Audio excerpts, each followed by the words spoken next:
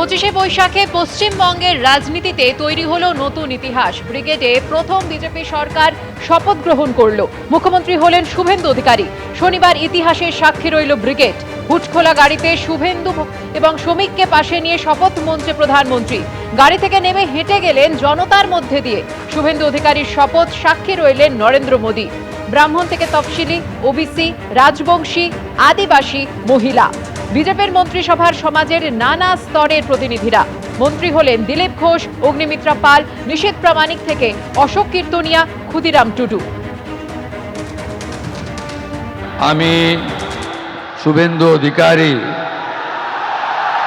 ঈশ্বরের নামে শপথ করিতেছি যে বিধি দ্বারা স্থাপিত ভারতের সংবিধানের প্রতি আমি অকৃত্রিম নিষ্ঠা ও আনুগত্য পোষণ করিব। আমি শুভেন্দু অধিকারী ঈশ্বরের নামে শপথ করিতেছি যে পশ্চিমবঙ্গ রাজ্যের মুখ্যমন্ত্রী রূপে যে কোনো বিষয় যাহা আমার বিবেচনার জন্য আনিত হইবে বা আমি জ্ঞাত হইব, তাহা মুখ্যমন্ত্রী রূপে আমার কর্তব্যসমূহের যথাযথ নির্বাহের জন্য যেরূপ আবশ্যক হইতে পারে তদ্গতিকে আমি প্রত্যক্ষ বা পরোক্ষভাবে কোনো ব্যক্তি বা ব্যক্তিগণের নিকট জ্ঞাপন করিব না বা প্রকাশ করিব না। আমি ভারতের সার্বভৌমত্ব ও অখণ্ডতা রক্ষা করিব।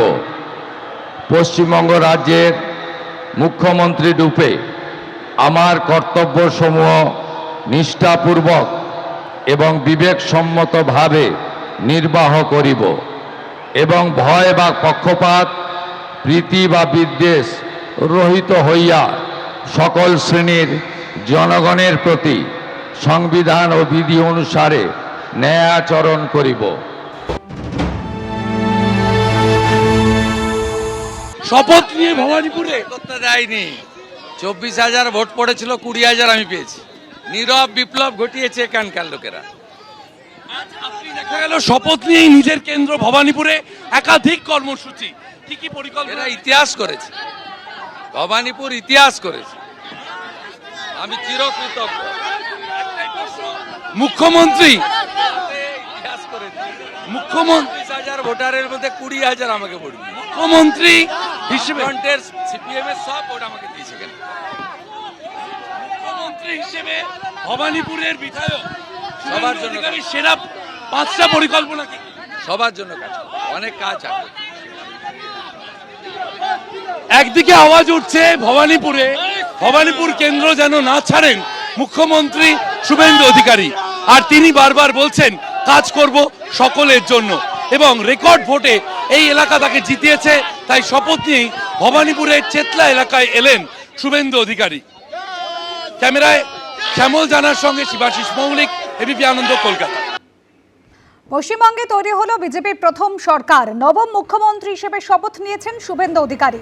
আর শপথ গ্রহণের পর তিনি প্রথমেই পৌঁছে যান জোড়াসাঁকোয়। গতকাল ছিল 25শে বৈশাখ। রবীন্দ্রনাথ ঠাকুরের আবক্ষ মূর্তিতে মাল্যদান করলেন নতুন মুখ্যমন্ত্রী শুভেন্দু অধিকারী।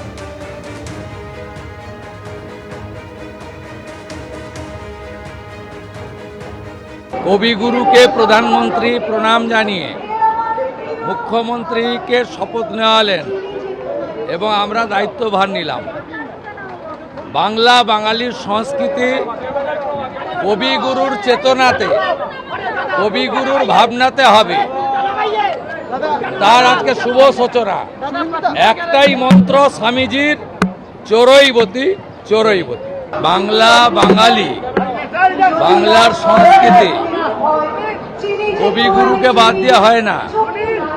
তাই রবীন্দ্র জয়ন্তীতে বাংলায় নতুন জাগরণের আজ সূচনা। নতুন সরকার দায়িত্ব নিল। এবিপি আনন্দ, এগিয়ে থাকে, এগিয়ে রাখে।